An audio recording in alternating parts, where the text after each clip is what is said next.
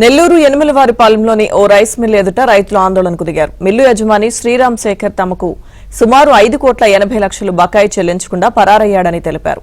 25 రోజులుగా పత్తా లేకుండా పోయాడని అన్నారు. పోలీసులకు చెప్పినా పట్టించుకోవడం లేదని వాపోయారు. అధికారులు, నాయకులు స్పందించి తమకు న్యాయం చేయాలని రైతులు విజ్ఞప్తి చేస్తున్నారు.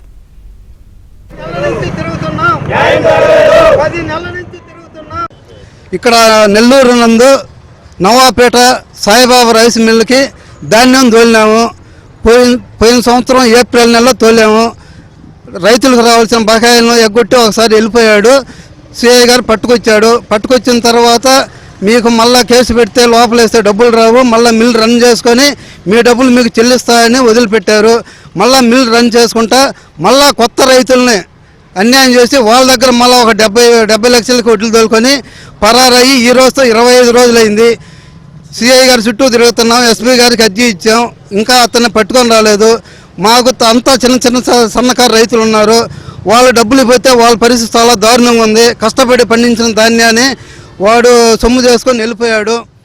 అందుకని మేము గవర్నమెంట్ మాకు సపోర్ట్ ఇచ్చి రైతులకు న్యాయం చేయాలని మేమంతా రైతుల తరఫున ఇక్కడ మిల్లు సాయిబాబా రైస్ మిల్ నందు మేము ధర్నా చేస్తున్నాము.